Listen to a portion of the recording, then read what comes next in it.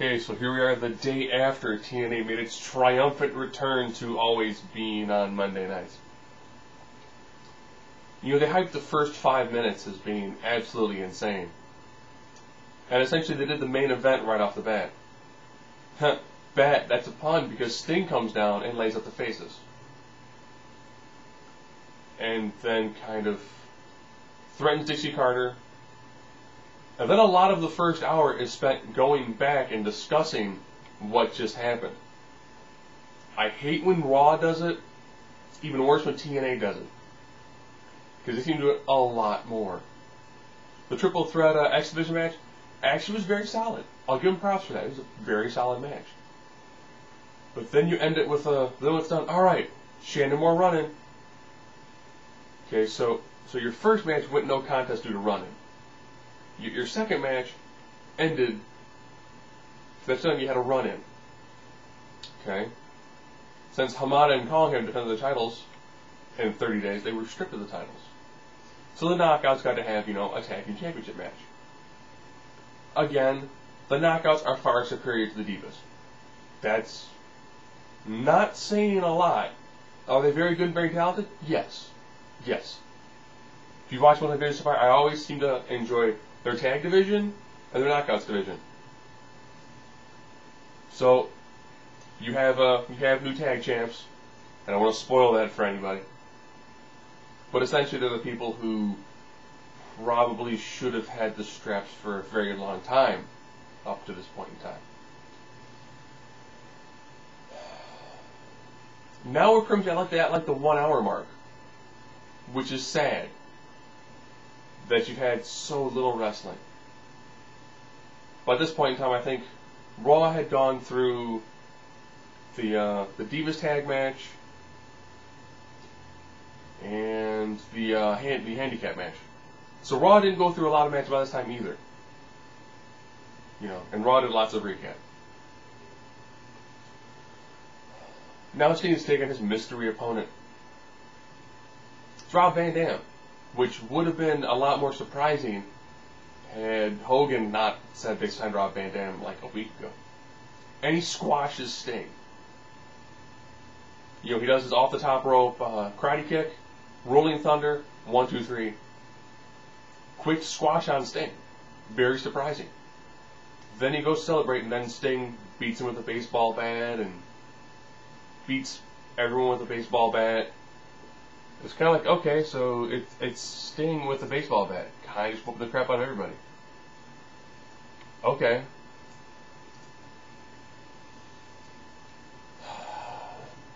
Nash and Eric Young talking about, oh, well, if Hall and Waltman want to do anything.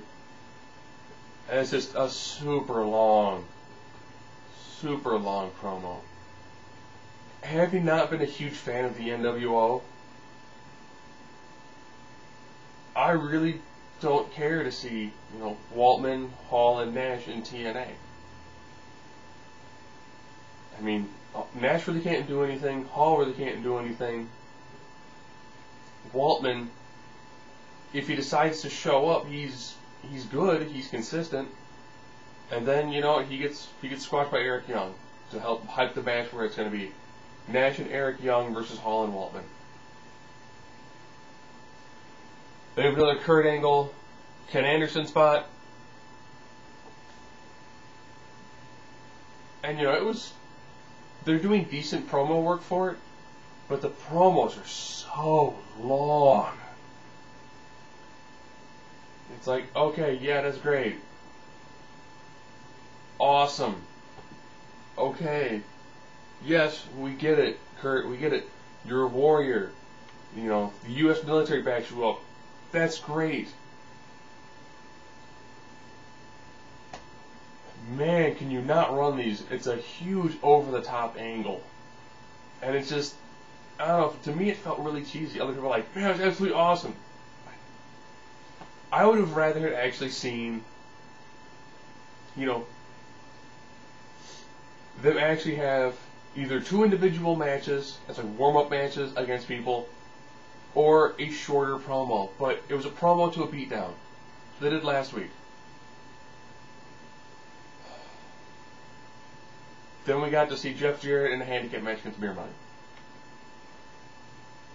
With Foley as referee. Foley trying to help out, didn't matter, Beer Money won. So, on one show you had a handicap match where it was Beer Money and Jeff Jarrett. On the other show, Legacy and Randy Orton, the tag teams both won the handicap matches. You know, good match and all. So, and now we get to go on to the continuation of the main event from earlier. And now a no DQ match. AJ and Flair versus Hogan and Abyss. This was going on while there was the handicap gauntlet match with Cena and Vince McMahon. Which was weird, seeing if you tag out in a handicap gauntlet match, another person has to come down. That was kind of confusing, but watching Cena get the crap beat out of him by like 6 guys, enjoyable. It worked. It helped build up their Mania match. So, the no DQ tag match. I'll be honest, it was just, Flair looked rough. Hogan looked rough. It was... Those two should have spent the majority of their time outside the ring.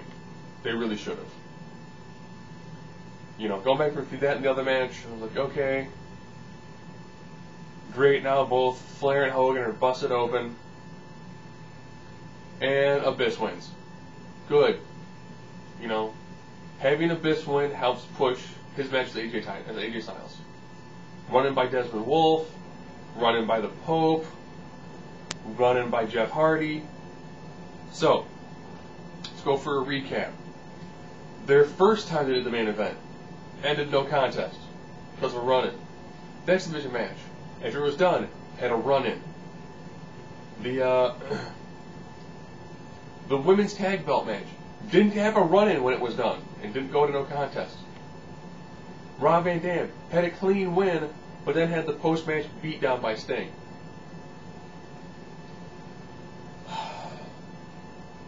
The Young and X-Pac match, or Six-Pac, or Sean Waltman, whatever Taz going to call him at the time, was kind of a thrown together match.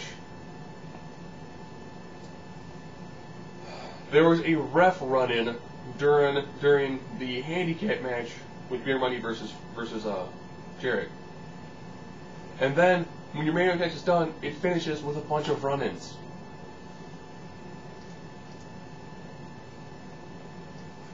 So for me, the highlight of the night was seeing Rob Van Dam come back. The lights of the night were seeing Flair wrestle not once but twice. And seeing Hogan wrestle not once but twice. Was it an interesting show? It had moments. Do I really want to sit down and watch TNA every Monday now? You know, we watched Raw, and then during commercial break, we got back to Impact. And I don't feel like I missed much that way. You know, Impact felt like it had some good things here and there, and if a match was good, we would watch it. Cut back to Raw, see what was going on there. Cut back.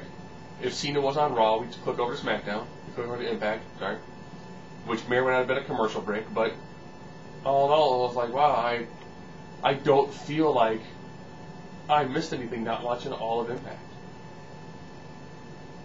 Was it interesting? Yeah. Did it put on a better show than Raw? That's debatable. You had one solid match, the one that didn't have a run-in involved in it, but had a run-in afterwards. The rest of them walked off like squash matches. It just didn't seem to work. You know, and seeing Flair and Hogan in the ring, it was nostalgia. That's it. But for my money, you know, Flair's best match that he had was when Michaels retired him. Seeing him come back to work a crappy tag match against Hogan, who looks like crap, didn't do me justice at all. What's going to be next? Destination X. Flair using a Terry Funk in an I Quit match. I mean, I expected more Was it better than the last Impact on Thursday? Yes. Does it still have a long way to go? Yes. Can it keep on having, like, the 3 debuts, re-debuts every week? No. After Rob, there is no other big name wrestler you can put in the ring that people will care about.